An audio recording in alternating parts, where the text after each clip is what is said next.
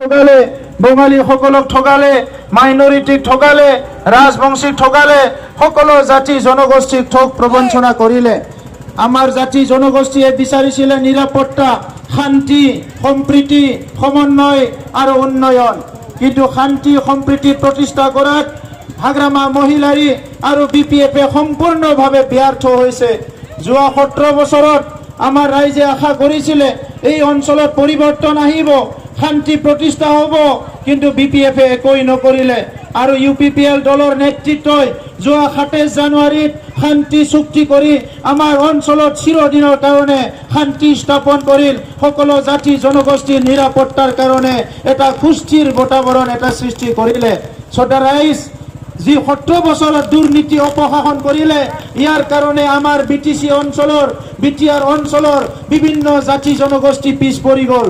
এই কাৰণে আমি বিচাৰিছোঁ এই পৰিৱৰ্তনৰ যে জাগৰণ, ইয়াত আপোনালোক সকলো অংশগ্ৰহণ কৰক। আমাক ভাল চৰকাৰ লাগে, দুৰ্নীতি ভ্ৰষ্টাচাৰৰ পৰা মুক্ত হ'ব লাগে, ভয় ভীতৰ পৰা মুক্ত হ'ব লাগে, যি দাদাগিৰি, যি অহংকাৰী BPF হাগ্ৰামা চৰকাৰৰ পৰা আমি মুক্ত হ'ব লাগে। এইটো UPPL-এ আমি বিচাৰিছোঁ। আৰু ইয়াৰ লগতে আমাৰ অঞ্চলৰ উন্নয়নৰ কাৰণে যিবিলাক পুঁজি আহিছে, গাঁৱৰ কাৰণে, টাউন চহৰৰ কাৰণে, এই পুঁজিবিলাক বাস্তৱত ৰূপায়ণ হ'ব লাগে।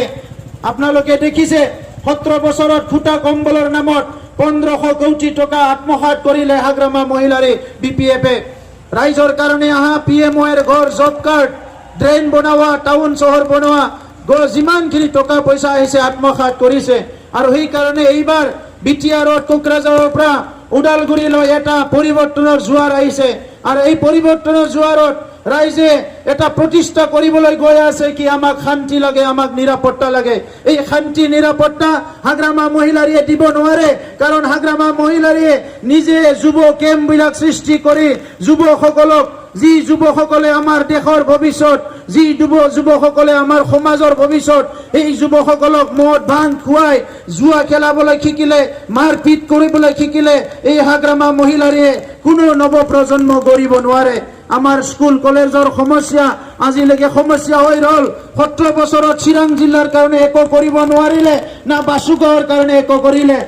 এই চুক্তি কৰি ৰংৰা নাৰ্জাৰীৰ নেতৃত্বত আমি ইয়াত চিৰাং জিলাত এতিয়া north east regional institute of medical college পাবলৈ সক্ষম হৈছোঁ, বিভিন্ন অনুষ্ঠান প্ৰতিষ্ঠান পাবলৈ সক্ষম হৈছোঁ। অহা 5 বছৰত চিৰাং জিলা অসমৰ ভিতৰত এটা উন্নত জিলা হ'বলৈ গৈ আছে। কিন্তু BPF-ৰ শাসন যদি আপোনালোকে অপেক্ষা কৰে, হাগ্ৰামা মহিলাৰী শাসনত না ৰাইজৰ কিবা লাভ হ'ব, না শান্তি প্ৰতিষ্ঠা হ'ব, না উন্নয়ন হ'ব, না কোনোবা নিৰাপত্তা পাব। এইকাৰণে ৰাইজ পৰিৱৰ্তনৰ জাগৰণত চবে যোগদান কৰক। বঙালীসকলৰ নিৰাপত্তা লাগে, NRCৰ সমস্যা সমাধান হ'ব লাগে, ডি ভোটাৰৰ সমস্যা সমাধান হ'ব লাগে, ডিটেনশ্যন কেম্পৰ সমস্যা সমাধান হ'ব লাগে। আৰু আমি UPPL দলে ঠিক কৰিছোঁ যে UPPL দল চৰকাৰত অহাৰ লগে লগে আমি 20 জন উকিল নিয়োগ কৰিম, যি 20 জন উকিলে আপোনালোকৰ NRC, ডি ভোটাৰ আৰু এই ডিটেনশ্যন কেম্পৰ সমস্যা সমাধান কৰিব। ইয়াৰ লগে লগে ভূমিৰ সমস্যা, আজি BPF-এ ভয় খুৱাইছে, UPPL আহিলে ভূমিৰ পাট্টা নাপায়। 17 বছৰত BPF-এ 1 বিঘাও ভূমি পাট্টা দিব নোৱাৰিলে হাগ্ৰামা মহিলাৰীয়ে। আমি প্ৰতিশ্ৰুতি দিছোঁ UPPL চৰকাৰ অহাৰ 6 মাহৰ ভিতৰত চবে ৰাইজে নিজৰ নিজৰ মাটি, এই মাটিৰ অধিকাৰ পাবলৈ সক্ষম হ'ব, সকলো মাটিৰ অধিকাৰ লৈ জীয়াই থাকিব পাৰিব। ইয়াৰ লগতে ৰাজনৈতিক অধিকাৰ, অৰ্থনৈতিক অধিকাৰ, সামাজিক অধিকাৰ, সব অধিকাৰ আপোনালোকে পাবলৈ সক্ষম হ'ব। মন্দিৰ যিমান আছে আমাৰ, মন্দিৰ মছজিদ থানচালি যিমানখিনি নিৰ্মাণ কৰিব লাগে সকলো নিৰ্মাণ কৰি আমাৰ এটা সুস্থ সমাজ গঢ়াৰ এটা লক্ষ্যৰে UPPL-এ আগবাঢ়িছে। সেইকাৰণে আশা কৰিছোঁ যে 13 চিৰাং যি সমষ্টি আছে, ইয়াত আমাৰ প্ৰাৰ্থী আমাৰ মাউঠি ব্ৰহ্ম হাজোৱাৰী এজন শান্ত সুস্থিৰ মগজৰ এজন নেতা। এইকাৰণে এই বাসুগাঁও অঞ্চলৰ ৰাইজক মই আহ্বান কৰিছোঁ, অহা 10 তাৰিখত আপোনালোকে সবাই ৰাতিপুৱাই ওলাই মানে ট্ৰেক্টৰৰ ছবিত ভোট দি মাউঠি ব্ৰহ্ম হাজৰিক বিপুল ভোটত জয়যুক্ত কৰাব লাগে। আৰু আমাৰ BTR গভৰ্ণমেণ্টত এটা শক্তিশালী ভাৱ লৈ এই অঞ্চলৰ ৰাইজক সেৱা কৰাৰ সুযোগ দিব লাগে। শ্ৰদ্ধা ৰাইজ, মই আপোনালোকক নমস্কাৰ জনাইছোঁ, ধন্যবাদ জনাইছোঁ।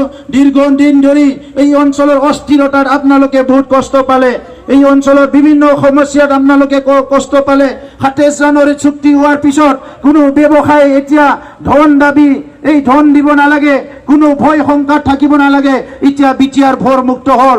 UPPL চৰকাৰ হোৱাৰ লগে লগে ইয়াত যিমানখিনি দাদাগিৰি আছে, যিমানখিনি হিংসা কৰা মানুহ আছে, বড় অনাবড় সংঘাত সৃষ্টি কৰে, এই সকলক দমন কৰা হ'ব। এইটোৱে UPPLৰ লক্ষ্য। মই এইখিনিয়ে কৈ মোৰ বক্তব্য সামৰিছো। ধন্যবাদ।